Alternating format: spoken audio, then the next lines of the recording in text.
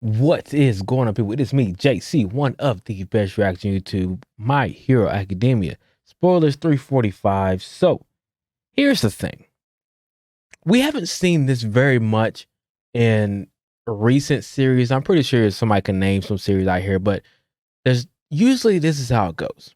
You have the old villain somehow survives against the fight with the old hero and comes back and he has to fight the new hero. So you would think that it would be Deku versus All for One, or the old hero and the old villain kind of cancel each other out, and then their wills get passed on to the new hero and the new villain. So it would be Deku versus Shigaraki, and it's very rare. There are not very many series that I could think of that the old villain is still around, is still prominent and very powerful. And then you have the upgraded Shigaraki, the new villain who's also still around. So what the issue that comes up with My Hero Academia, I don't know if I would call it an issue, but as of right now, we're calling it an issue, is that you have two very strong villains, two very strong bad guys you have to deal with at the same time. And let me just read this real quick. Let me see if I can find it. It's in the spoilers on what is this, Reddit. So we have All for One versus Endeavor, Hawks, Tokyomi, Mount Lady, Kamui, Pixie Bob, Tiger,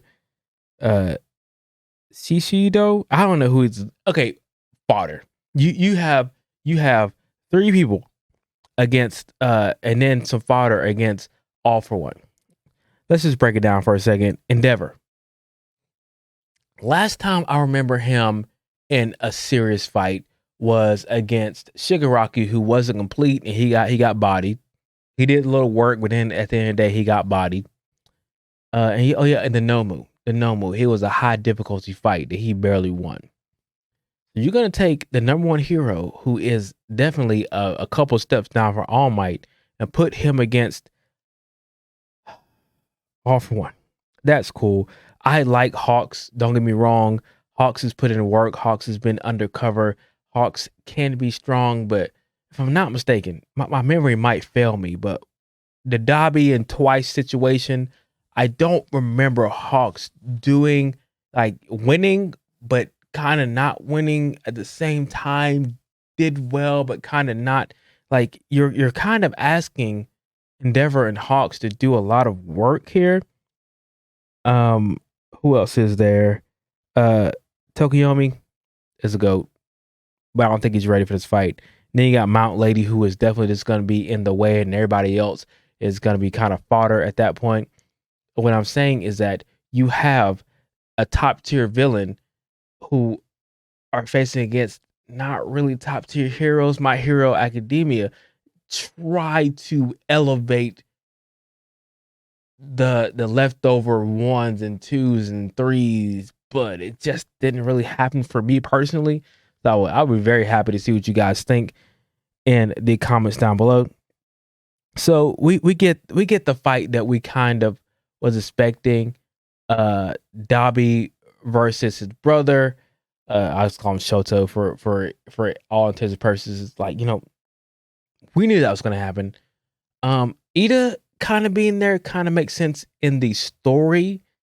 But I kind of think I'm not sure what kind of purpose he's going to serve in this fight between brothers, besides kind of being the moral compass, kind of being that my brother was a hero and how I felt, that type of situation. But I'm still very excited to see the fight. And before I forget, it was supposed to be Shigaraki versus Deku.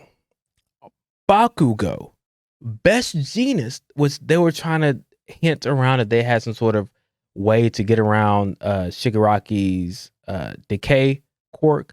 I don't see how they're gonna do it, but Best Jeanist was able to, from my memory doesn't escape me, hold down Makia.